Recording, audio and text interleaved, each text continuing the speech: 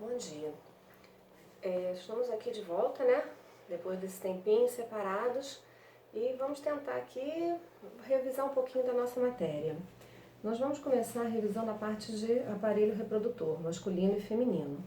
Como a gente tinha falado, reprodução é um método de perpetuar a espécie, não deixar que os seres vivos entrem em extinção. Então, o aparelho reprodutor feminino, ele é bem mais simples que o masculino. Porém, como nós vimos, na questão funcional, ele depende de um número muito maior de hormônios do que o masculino. Então, vamos olhar aqui na nossa tela para lembrarmos, né, como é que ele funciona. Aqui o aparelho reprodutor feminino. Nós temos o ovário, aqui o ovário, né, a vagina, o útero e as tubas uterinas. Então, lembrando a função de cada um. A vagina recebe o pênis e por aqui vai ocorrer então a deposição do sêmen, que vai conter os espermatozoides e o líquido seminal, que vai nutrir o espermatozoide ajudando a locomoção. O espermatozoide nada e vem até a tuba uterina, qualquer um dos dois lados. Aqui, se ele encontrar o óvulo, acontece o processo da fecundação, encontro dos gametas. Lembram? Gameta masculino, espermatozoide, feminino, óvulo. E eles voltam para o útero, onde acontece o processo da nidação, ou seja, ele se implanta e ele começa então a crescer. Teremos aqui então a formação da placenta, teremos a formação do cordão umbilical, a presença do líquido amniótico que vai proteger o bebê durante todo o processo de desenvolvimento embrionário, onde ele vai virar um bebê. Até o 3º mês ele sofre as modificações, depois então ele passa a crescer e os outros órgãos começam a se especializar. O ovário, que está aqui, é o responsável pela produção e pela liberação dos óvulos, que no ciclo menstrual acontece a cada 14 dias. Quer dizer, 14 dias não, no 14º dia do ciclo, né? Lembrando que pode acontecer um pouquinho antes ou depois. O ovário, então, libera esse óvulo e ele é capturado pela tuba uterina. Se não houver o encontro do espermatozoide com o óvulo, esse óvulo, então, vai fazer o caminho. Esse endométrio, lembra a camada do útero chamada endométrio? Que cresceu para ficar fofinho igual um algodão e esperar o bebê, não vai ter esse bebê.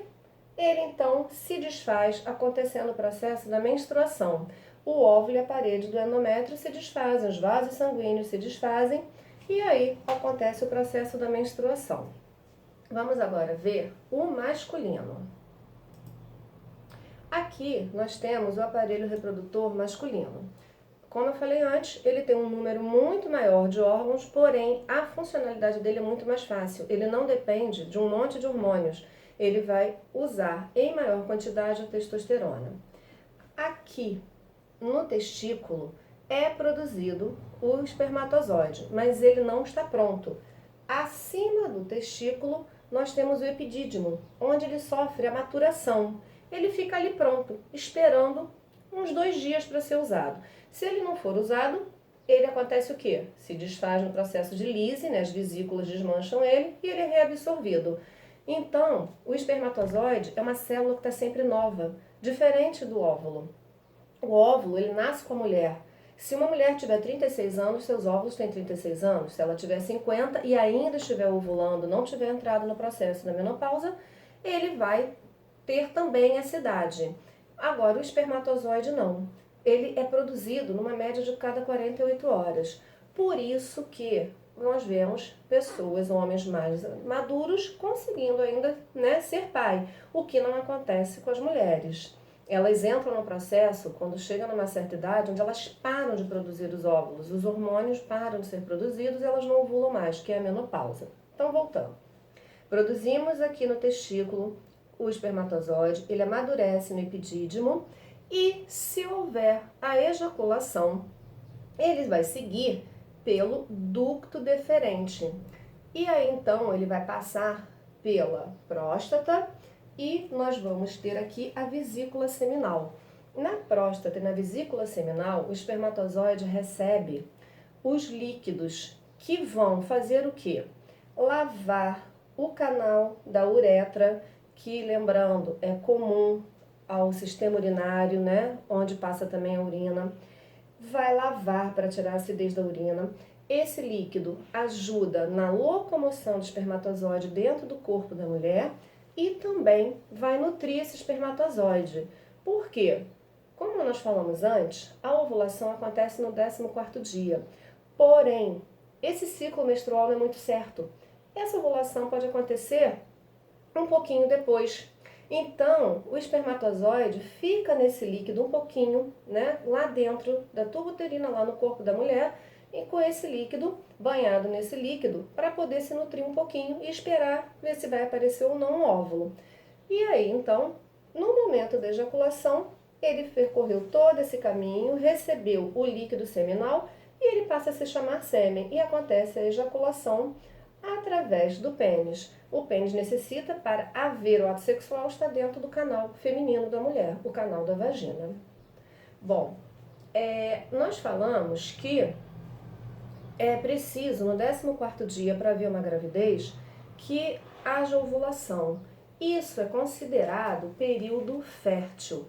O que é o período fértil? É o período em que a mulher está ovulando e que ela pode engravidar, se ela tiver relação nesse período. Ele acontece, gente, no 14º dia do ciclo, não é o dia 14 do mês. Prestem atenção nisso, né? Se ela menstrua no dia 10, esse é o primeiro dia. E aí nós contamos 10, 11, 12, 13, 14, 15, 16, 17, 18, 19, 20, 21, 22, 23. Dia 23 é o dia provável dessa ovulação. Mas também falamos que precisamos ter uma margem de segurança. Algumas mulheres ovulam antes, outras depois. E aí nós damos alguns dias antes. Contamos 4 dias para trás, 4 dias para frente. Nesse período, a mulher evita ter relação sexual, tá? Que nós vamos falar disso de novo, que é o método natural, que também é chamado de tabelinha, que nós vamos falar nisso de novo quando nós voltarmos no assunto quando nós vamos falar sobre métodos contraceptivos, tá? Junto com esse vídeo, relembrando a vocês essa matéria, nós vamos estar fazendo um exercício, né? Então eu vou postar depois o vídeo com a correção do exercício, dando o gabarito para vocês. Mas junto com o vídeo, vocês vão ter um exercício de revisão. Ele é dividido em múltipla escolha, uma outra parte tem algumas perguntas discursivas, né? E eu vou postar na próxima semana o vídeo com a correção. Pronto, voltamos ao normal. E vou postar para vocês na próxima semana o vídeo com a correção, falando sobre esse período fértil, né, uma revisão, que foi a matéria que nós infelizmente paramos. Falando sobre o período fértil, falando sobre o aparelho reprodutor masculino e feminino. E também queria falar para vocês que nós tínhamos um trabalho para ser entregue. Não se preocupe, quando as coisas normalizarem, nós vamos ver tudo. Alguns alunos já até tinham me entregue o trabalho, mas não se preocupa, quando as coisas normalizarem, que se Deus quiser será em breve, nós voltamos a ver esse trabalho, marcamos data e as coisas vão voltar depois ao normal. Mas por enquanto, vamos revisando a matéria. Essa semana e a outra estaremos fazendo revisão e exercício para então entrarmos na nossa matéria nova. Tá? Um beijo, fiquem com Deus e até a próxima semana.